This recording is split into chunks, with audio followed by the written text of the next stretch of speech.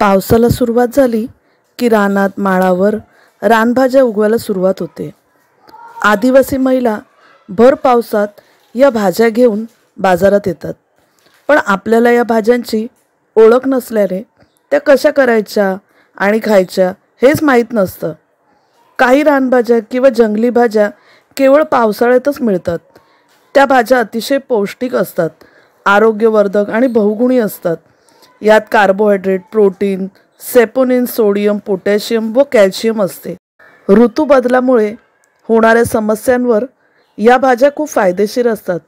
पावसाची सुरुवात झाल्यावर पहिल्या पावसात डोंगराळ भागात, माळ रानावर, शेतजमिनीवर कोणत्याही लागवडीशिवाय, बियाणांशिवाय, खत आणि फवारणीशिवाय उगवणाऱ्या भाज्या म्हणजेच रानभाज्या.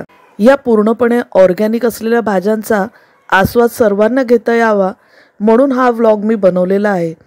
तर तुम्ही सर्वांनी हा व्लॉग बघितल्यानंतर आपल्या परिवाराबरोबर हा भाग नक्की शेअर करा. तर आज आपण अशाच एका भाजीबद्दल जाणून घेणार आहोत. तर त्या भाजीचं नाव आहे कुरडूची भाजी. पावसाच्या सुरुवातीलाच पाने कोवळी असताना ही भाजी खाल्ली जाते. जून झाल्यावर तिला फुले येतात. ही भाजी मूतखडा आणि मूत्रविकार यावर खूपच गुणकारी आहे. या भाजीच्या फुलं, पानं, बिया यांचा औषध म्हणून वापर केला जातो. ही भाजी थंड व शरीराचे पोषण करणारी आहे. या भाजीमध्ये भरपूर प्रमाणात फायबर असल्याने डायजेशन इम्प्रूव्ह होते. पचनासंबंधीचे विकार दूर होतात. खूप काळ पोट भरलेले राहते. त्यामुळे वजन कमी करणाऱ्यांसाठी ही भाजी खूप उपयुक्त आहे. अतिशय गुणकारी अशी ही भाजी आपण आपल्या आहारात अवश्य समाविष्ट केली पाहिजे. चला तर मग आपण आता रेसिपीला सुरुवात करूया. तर इथे मी पहिले कढई तापून त्यात 2 टेबलस्पून तेल टाकून घेतले.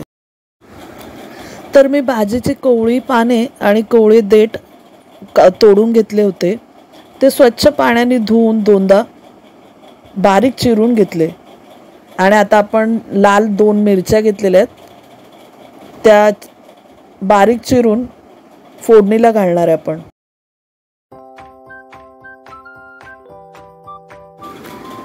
तीन लसणाच्या पाकळ्या ठेचून आपण फोडणीत घातल्यात. 2 मिरच्यांचे बारीक तुकडे करून ते पण फोडणीत घातले.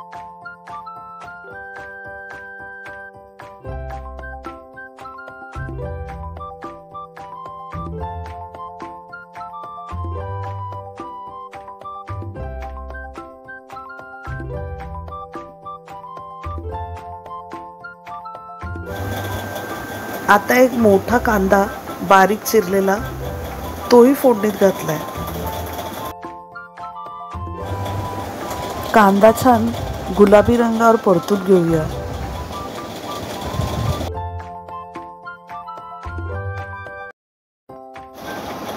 अर्धा टीस्पून मीठ टाकून घेतलं. पालेभाजीत नेहमी मीठ जपूनच टाकायचं.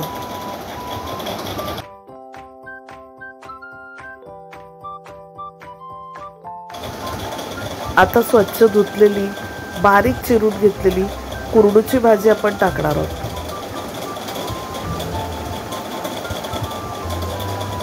छान वाफेवर शिजवून घेऊया भाजीला.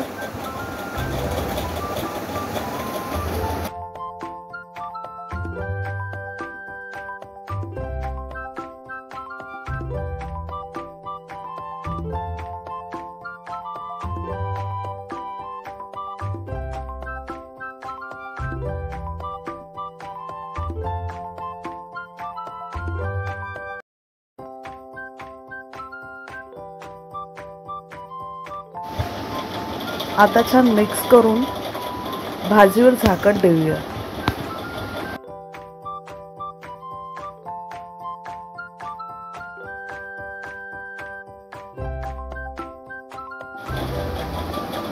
पाच मिनिटात भाजी शिजलेली आहे. आता आपण वरून खोबरं पेरून घेऊया. ओलं खोबरं. माझ्याकडे लाईट गेले तर मी तसाच शॉट घेतलाय. आता छान वरनं खोबरं पेरून घेऊया. आणि आपली भाजी झालेली आहे. खूपच चविष्ट अशी आणि खूपच हेल्दी अशी ही भाजी तयार झालेली आहे. तर तुम्ही रेसिपी नक्की करून बघा आणि तुमची कशी झालेली ते मला नक्की कळवा.